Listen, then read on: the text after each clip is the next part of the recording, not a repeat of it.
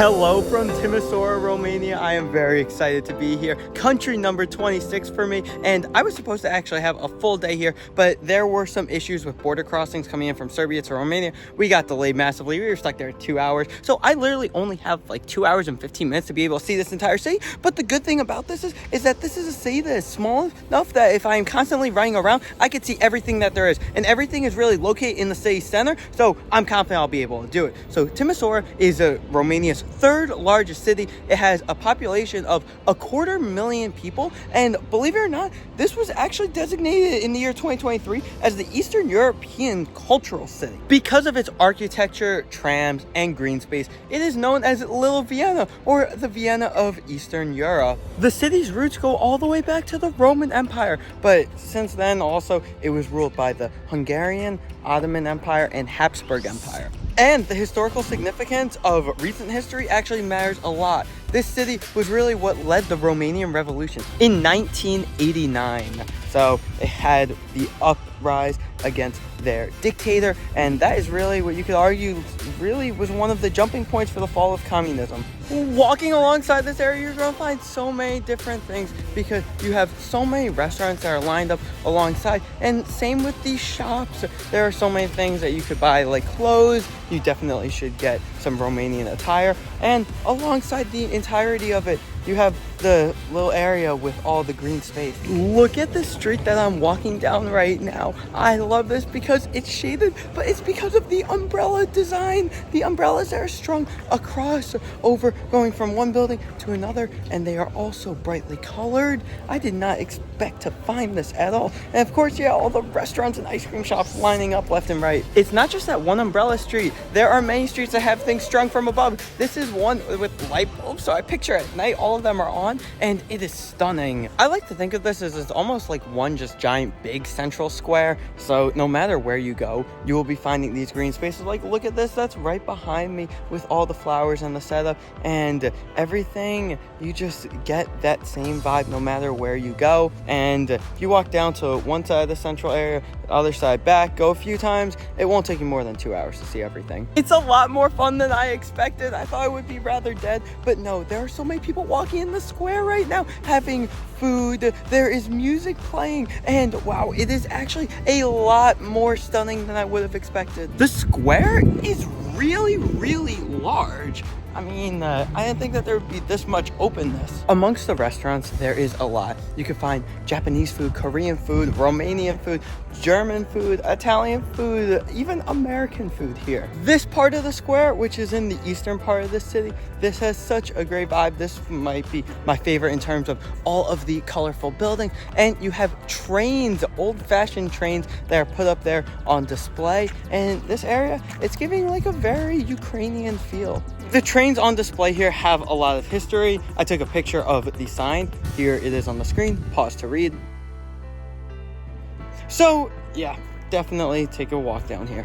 All of the churches here, they really put a lot of thought and effort into the design of them. This right here, actually a water fountain that's continuously running. These water fountains are located all around the state. As you can see, here's the map on the screen. And I brought a reusable water bottle, so I'm all set. The architecture is so cool because there are so many different forms that combine here. You have Baroque, Neoclassicism, the Gothic, the Modernism, everything coming together. And I'm not like a pure expert on architecture, so I'm sure there's so many more. What really sticks out is how all these buildings are different colors. The greens, the yellows, the reds. It's not something that I expected to find in Eastern Europe. When I see this type of architecture and vibe, it reminds me honestly of at least of the places that I have been to in the world of Central America, but this is incredible. And some of the buildings that are brightly colored, there are multiple colors on the building. So look at this one that is green and red, and right next to it is a yellow one. Right here is the National Bank of Romania, and look, Once again, pristine architecture. And speak of a cheap European country, all these pastries that are behind me that look so good, less than €1 each. Whoa, whoa, whoa. Before we go to the next segment, you guys have to make sure to subscribe because, as many of you know, I am traveling Eastern Europe for 4 entire months. Yeah, literally not going back home to New York.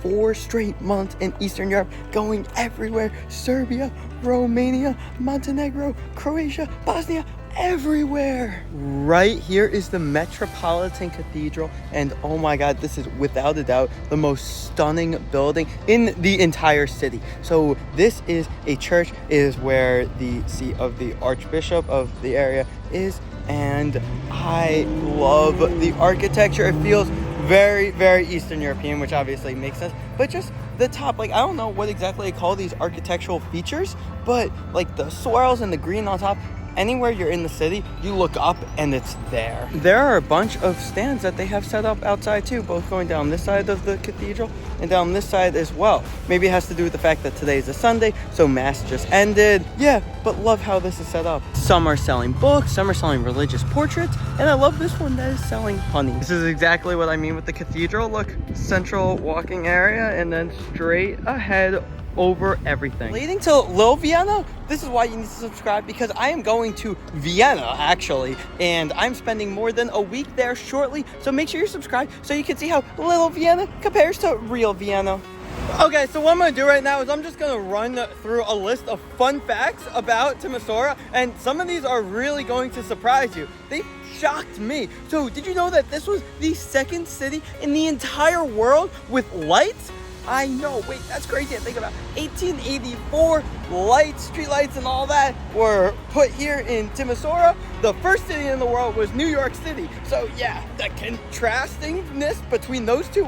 In a part of the world where ethnicities tend to historically not get along, Timisora has actually been a differentiator in that sense. So there has really been mostly peace, and there have been Germans, Serbs, Romanians, and other groups who have lived and coexisted peacefully here for a long time, centuries. Right here was the birthplace of the Romanian Revolution in 1989, and this is what ultimately led to the fall of the Eastern Bloc and communism in this part of the world. The main cathedral is the largest cathedral in all of Romania. 2 cities that are larger than this one. Number 2, Cluj-Napoca, and then the largest one, and I'm sure most of you are very familiar with the city, Bucharest. My final fact is, while Romania was not part of the Soviet Union, it was a part of the Eastern Bloc as a whole under the influence of communism.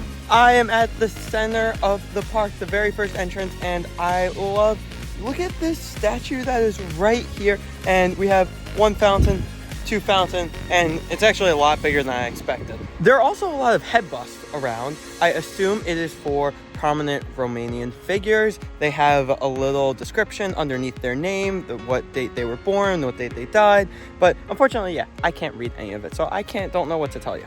If you want a break from the big city, you can take a walk through Central and Cathedral Park. They're both right next to each other. They're shady, and it's a nice place to stay and relax, maybe have a picnic, just enjoy your time. I'm not fully sure what their public transportation is like. If you are visiting here, you don't need public transportation, but I just saw this tram go across. There are buses. Just like many places in the United States and in Europe, you can rent these bikes, get them right here. There's a way, you just scan your credit card after you do the QR code, and you can take them anywhere and return them right here. The reason I'm here is actually because I'm living in Belgrade for 4 months, and it was an easy place that I actually thought it would be easy for me to get there and back in the same day. If you want to do a day trip from Belgrade and you are crazy adventurous like me, then I say absolutely go for it, but be prepared. You very well may spend more time at the Serbian-Romania border crossing area than actually getting to spend in Timisora. Oh my god, it took me more than 2 hours to cross the border because they're so slow and so many things like that. Welcome to Eastern Europe. I'm sure it's going to be the same way on the way back, but if you don't want to be in a crazy rush like how I am, then potentially consider staying here the night. There are no buses, there are no trains, unfortunately. However, there are some companies that do private shuttles. I did take the private shuttle, and it was fine. It ended up costing me, it was only like €60 round trip though. The shuttle is a minivan and it could hold 8 people in it total. Romania is part of the European Union, however, they don't use the euro currency. The prices here are absolutely crazy, which that probably is the reason why that they don't go onto the euro and use it as their national currency. They use the lei, the spelled L-E-I, and this is definitely one of the cheapest countries I have ever been to. The only one cheaper I've been to is Guatemala, but in Europe, where everything is unreal, feels like if you go here, you eat at restaurants, get souvenirs, spend a night in a hotel, it probably for many Americans, you are shocked if you are used to what you're spending in Paris, Milan, London, and those cities. But we also have to keep in mind that the value of a currency is pretty relative. Cost of living differs from city to city, from country to country. Even you can't really have a direct correspondence between two currencies. Currency exchange regimes come in and all of that. So just because in terms of how much stronger the euro and dollar is compared to this, doesn't mean that there is that big of a discrepancy in infrastructure and cost of living. Sure, there's some discrepancy, like the infrastructure that they have here is not as strong as Western Europe, but of course it's not as big of a difference as it may seem on paper. One thing I wish is that I could give you all the historical background, but I'm just not that familiar in the history of this area. Also, I normally take some time to research where I'm going so I could give you guys the facts and just get you a better feel, but because of how my time was unexpectedly cut so short, I don't have that insight available. So you just have to go with seeing me being like, oh my god, this is so cool, this is so cool, and not have that much more depth. So that's why you're not seeing as much depth as usual videos. Things are a lot more quiet today, but I think that has to do with the fact that it is a Sunday and 85% of Timisora are Roman Orthodox Christians. So it makes sense why things being closed today, because yeah, there are just too many restaurants and shops that have nobody there that are closed for, I guess maybe on a Friday or Saturday. Bet that it is much more packed than what you're seeing in these clips. I know it sounds crazy just to make this random observation, but I can't believe I'm in Romania right now. Like, what? Normally in my videos, I show you the outskirts of the city, but here in Timisora, there are really no outskirts. I mean, there are some homes and some stores, but it's like really nothing. Everything's concentrated literally in the city center. So if you don't have much time, you're on a time crunch like me, it makes it really easy to see the city quickly. Even though this isn't considered a wealthy city, you still see the wealth disparity between the outskirts and as you get more towards the city center. I mean, you're in the city center, you have some nice apartment complexes and some more even being built. Yeah, the difference is really stark. The central part of the city is beautiful and very well developed, and then the outskirts, not so much, unfortunately. I think I may have stumbled across the most peaceful spot to walk around. Nobody is around, but it's all covered with trees and sidewalks, and it looks like extending it's a little bit into a residential community. This is in the eastern part of the city. Wow, they really do like their fountains. There are a lot. Unfortunately, that wraps up my time in Timisora, Romania. I really wish I had more time than I did. 2.5 hours, while you can see the city if you are quickly moving around, hustling nonstop like me.